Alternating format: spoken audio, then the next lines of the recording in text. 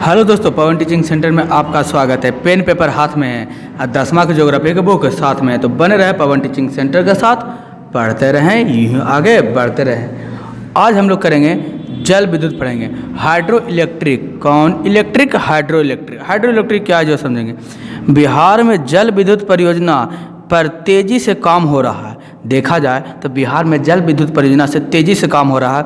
इसके विकास के लिए 1982 में बिहार राज्य जल विद्युत निगम, कौन जल विद्युत निगम? बिहार राज्य जल विद्युत निगम, Bihar state hydro electric power corporation, जिसको BHPC कहा, BHPC कहा गया है। Bihar state hydro power corporation का गठन किया गया है। इसके द्वारा 2055 यानी कि 2055 मेगावाट 255 यानी 2055 मेगावाट उत्पादन का लक्ष्य रखा गया है। इस जल विद्युत परियोजना से यहाँ पर 2055 मेगावाट का विद्युत का उत्पादन का क्षमता रखा गया है, यानी कहने का मतलब इतना इसे किया जा सकता है विद्युत का निर्माण। आगे हम लोग चल रहे हैं, कह रहा है डेहरी रोहतांग जिला, कौन जिला? डेहरी में रोहतांग जिला में स्थित पश्चिमी सोन परियोजना, कौन परियोजना? पश्चिमी सोन परियोजना, बारून, कौन रून? बारून, औरंगाबाद जिला, कौन जिला? औरंगाबाद जिला। पूर्वी सोन लिंक नहर, पूर्वी जो सोन लिंक नहर है, वाल्मीकि नगर, पश्चिमी चंपारण तथा कटैया परियोजना, ये चारों परियोजनाएं BHPC के अधीन संचालित है। ये चारों परियोजना है जो BHPC मतलब क्या चीज़? बिहार स्टेट हाइड्रो पीसे पावर उसी से कॉरपोरेशन के अधीन चालित है, जिससे मात्र 44.10 मेगावाट जल विद्युत उत्पादन होता है। यही कारण इसके द्वारा कितना विद्युत जल उत्पादन होता है? 44.10 मेगावाट विद्युत का उत्पादन किया जाता है, जो क्रमशः 6.60,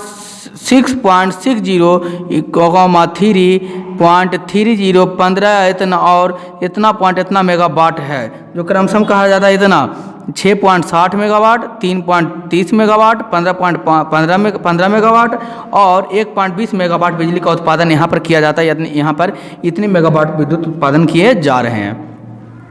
कैमूर एवं औरंगाबाद, कौन मूर? कैमूर और कौन बाद? औरंगाबाद जिले में BHP मतलब B मतलब बिहार स्टेट, BH मतलब हाइड्रो इलेक्ट्रिक, P मतलब पावर, C मतलब कॉरपोरेशन।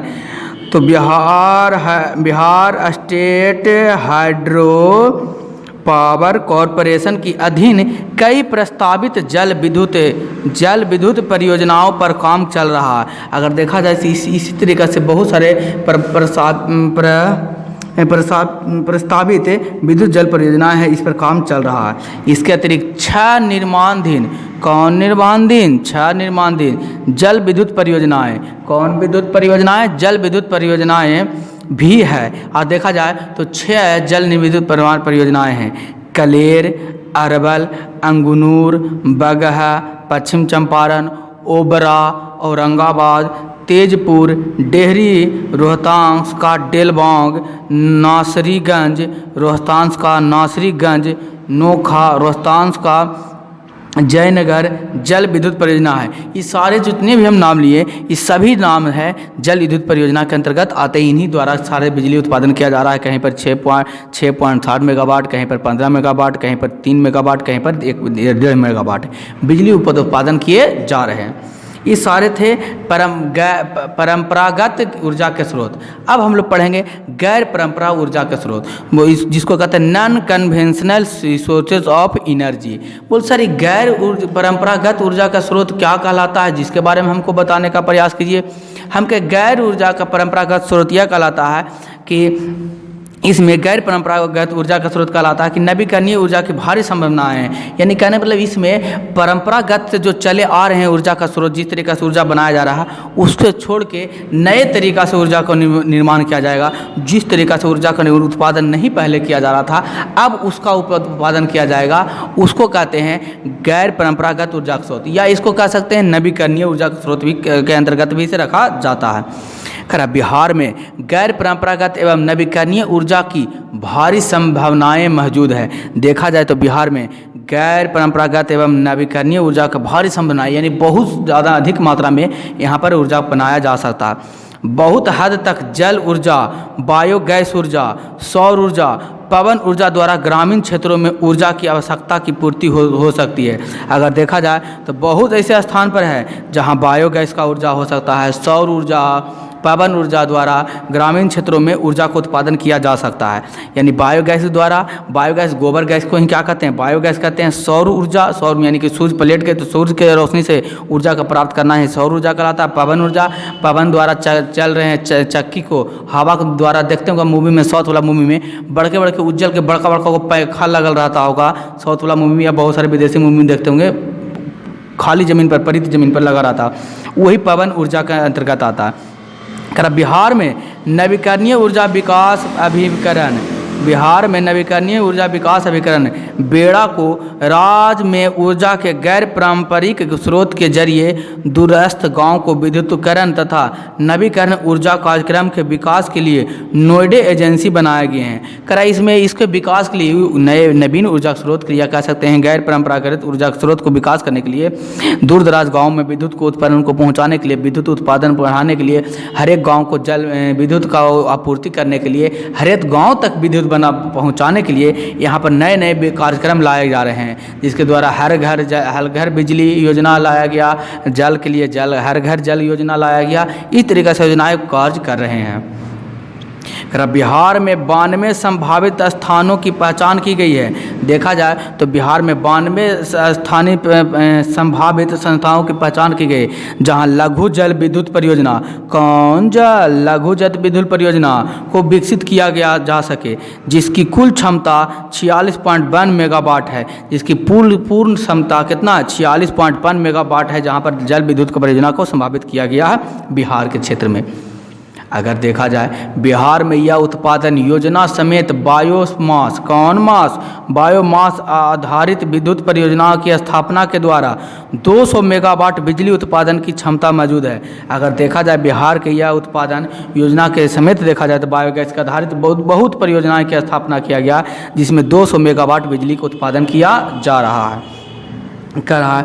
पवन ऊर्जा आधारित विद्युत परियोजना की स्थापना उपयुक्त संभावित स्थानों की पहचान के लिए राज्य को नोएडा एजेंसी चेन्नई सहयोग, कौन एजेंसी, नोएडा में एजेंसी है चेन्नई सहयोग में पवन संसाधन आकलन कार्यक्रम हाथ में लेने का प्रयास किया है। यहाँ पर इसी के राज्य को बढ़ा, नोएडा में दिल्ली के में स्थित शहर है, नोएडा स्थान है, उसमें चेन्नई के सहयोग से यहाँ पर पवन संसाधन का आकलन किया गया कि किस प्रकार से पवन ऊर्जा को यहाँ पर उपयोग में लाया जा सकता है। बायोगैस गांव में भोजन बनाने वाले संबंधित आवश्यकताओं की पूर्ति के लिए नवीकरणीय ऊर्जा का एक महत्वपूर्ण स्रोत है। कौन गैस, बायोगैस। बोल सर बायोगैस हमको नहीं समझ में आया, क्या थोड़ा सा समझाने का प्रयास करिएगा। हम लीजिए आपको बायोगैस समझाने का प्रयास करते हैं। बायोगैस होता है, आप लोग साइंस में भी पढ़ेगा, 10वीं में पढ़ाएंगे, उसमें भी बायोगैस है। यहाँ पर इस तरीक़ा से क्या है, गड्ढा खोदा जाता है, और गड्ढा खोद के इस तरीक़े से में टैंकी जैसा बनाया जाता है, और इसमें डाला जाता है क्या चीज़, कूड़ा कचरा, गाय का, जानवरों का मलबा डाला जाता है, जिसके द्वारा इस सड़ता है, गलता है, गलने के बाद मीथेन गैस का प्राप्त होता है। यहाँ पर इस तरीक़े से पाइप के माध्यम से इस रसोई घर, पहले इससे बल्ब जलाया जाता था, क्या चीज़ जलाया जाता था, बल्ब। अब इससे रसोई घर में डायरेक्ट कनेक्शन जोड़ दिया जाता है, जिससे रसोई घर का क्या चीज़ होता है, रसोई घर से भोजन पकता है, भोजन का निर्माण होता है। अब बाकी अवशेष पदार्थ यहाँ से निकाल लिए जाते हैं, इधर से गड्ढा खोदा रहेगा, यहाँ से अवशेष पदार्थ जो होंगे, जो गल के जो खाद के रूप में बन जाते हैं, उसको निकाल के खेत में प्रयोग में जा जाता है। यानी बायोगैस से 2 चीज़ को उपयोग में जा जाता है, भोजन बनाने में भी उपयोग हो जाता है, ऐसे अवशेष जो बचे हुए मलबे जो बचे रहते हैं, जो खाद के रूप में खेतों में उपयोग किए जाते हैं। इस दिशा में प्रयास जारी है और अब तक 1.25 लाख संयंत्र स्थापित किए जा चुके हैं। बायोगैस का अब तक 1.25 लाख संयंत्र को क्या किया गया, स्थापित किया जा चुका है। बस ये छोटा सा टॉपिक था। ये चैप्टर 5 ही का का खा गा का, जैसे चैप्टर का में हम लोग पहला पढ़े का खा गा गा कर पढ़ कर दिया हुआ था, उसी प्रकार इसमें भी चैप्टर 5 ही में ये थोड़ा सा अलग अलग पॉइंट में बताया गया कि खनिज के बारे में अलग, ऊर्जा के बारे में अलग बताया गया। आगे हम लोग कल पढ़ेंगे क्या चीज़ पढ़ेंगे, बिहार के उद्योग के बारे में अलग पढ़ेंगे, जमीन खनिज के बारे में अलग पढ़ेंगे। तो चैप्टर 5वें का ही भाग है। अगला हम चलेंगे छठा में, तो हम लोग 5वें का ही पार्ट 1 पार्ट 2 पार्ट 6, 5वां का ही पार्ट 7 बोलेंगे। अगला बनाएंगे वीडियो, उसको 5वां का क्या बोलेंगे, पार्ट 8 बोलेंगे। इसका 5वां का ही चैप्टर 5वां का पार्ट 8 होगा। अगला बढ़ाएंगे चैप्टर 5वां का ही पार्ट क्या होगा, 9 होगा। इस तरीक़े से इसको अलग अलग भागों में पढ़ने में सुविधा हो, इसके लिए बनाया गया।